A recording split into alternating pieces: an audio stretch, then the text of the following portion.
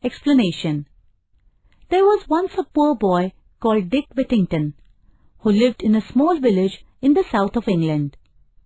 He had no proper home, for both his parents had died, and he was unkindly treated by many of the villagers. One day, Dick overheard someone say that the streets of London were paved with gold, and he decided that he would go there at once and pick his fortune up in gold pieces from the streets. So young Dick set out to walk to London. He had not gone far when a man in a cart stopped and asked him if he was running away from home. "I have no home," Dick answered. "I'm on my way to London to find my fortune." "I'm going to London myself," said the carter. "Jump up here beside me, and we will journey together." They arrived in London just before nightfall, and the carter left Dick and made his way to an inn. Poor Dick stood alone and looked around him in dismay. All he could see were dirty streets and lots of unfriendly people.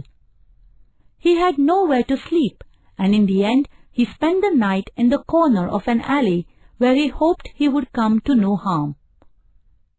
The next morning Dick woke up cold, miserable, and very hungry.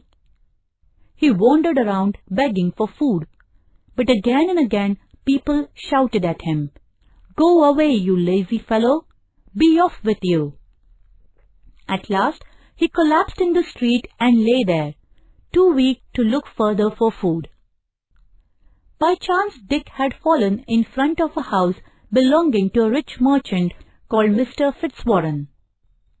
The cook was trying to drive Dick away when Mr. Fitzwarren returned home from inspecting his ships.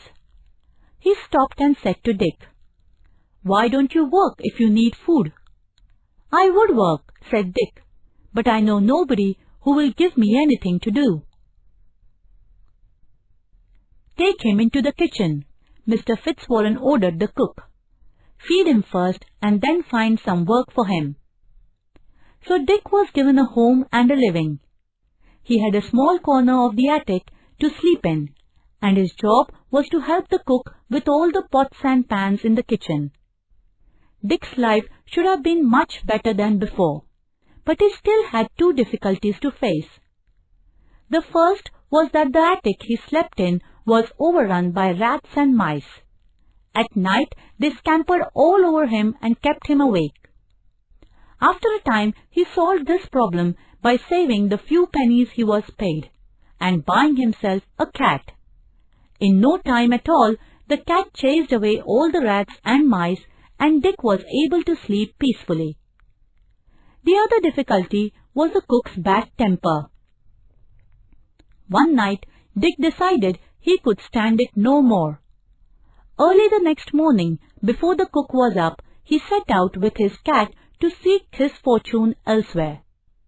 The two of them walked as far as Holloway, on their way out of London. Then Dick sat down on a stone to rest. It was the 1st of November, All Saints' Day, and the church bells were ringing.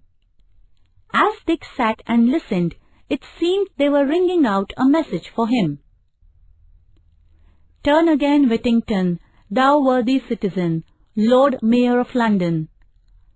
"Lord Mayor of London?" said Dick. "I should like to be Lord Mayor and ride in a fine coach. I can put up with a few scoldings from the cook if that is what is in store for me." So Dick and his cat retraced their steps to Mr. Fitzwarren's house. Luckily, they were able to slip back before they had been missed. Mr. Fitzwarren used to send ships far across the sea to trade with other countries. He would load a ship with goods for the captain and ship's crew to sell in faraway places, and then they would bring back goods that could be sold at home. One day he called his household together. "I'm sending a ship to the African coast to trade," he said. "Would any of you like to send something of yours on it? You can then share in the profits if the voyage is successful."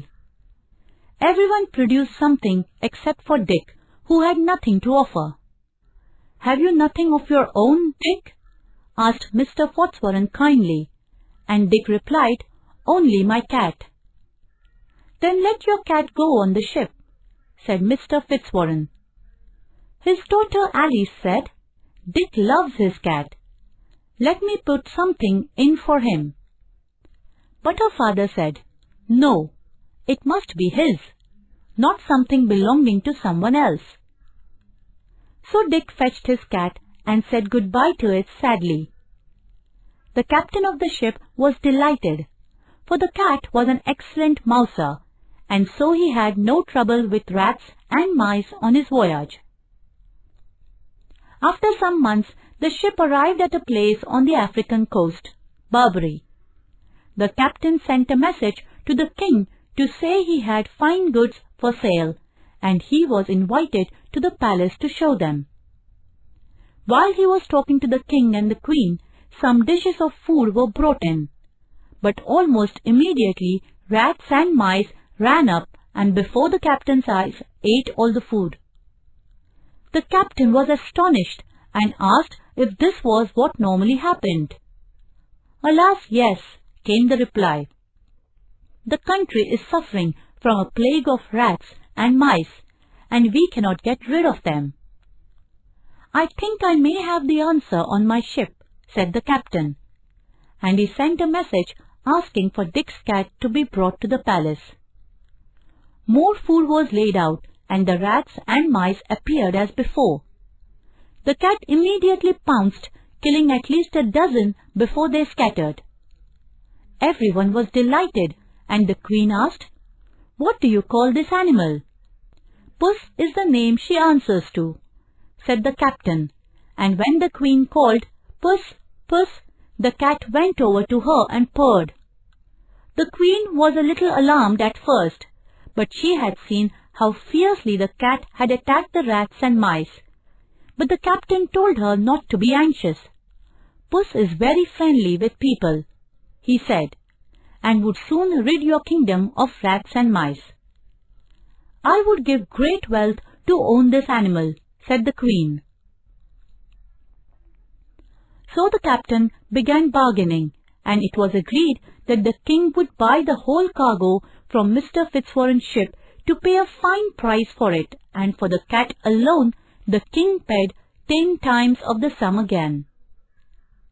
When the ship came back to the port of London, the captain showed Mr. Fitzwarren the gold and jewels he had brought from Barbary and told him the story of the cat. The merchant sent for Dick. "From now on, Dick," he said, "we should all call you Mr. Whittington, for you are a rich man." Mr. Fitzwarren then paid him all the money the captain had received for the cat. From this time on, Dick worked with Mr. Fitzwarren and became a successful merchant himself. He married Mr. Fitzwarren's daughter Alice, and 3 times he was elected Lord Mayor of London. He was also in time knighted by the king and became Sir Richard Whittington. He was not only famous, but he was popular too, for he always helped the poor with his money. Word meanings: dismay, great disappointment. Alley, a narrow passage between or behind buildings. Attic, a very small room inside a pointed roof. Scampered, ran here and there. Overcome, succeed in dealing with a problem. Put up with, tolerate. Mouser, an animal that catches mice. Plague, here a thing that causes great trouble. Knighted, given a highly honored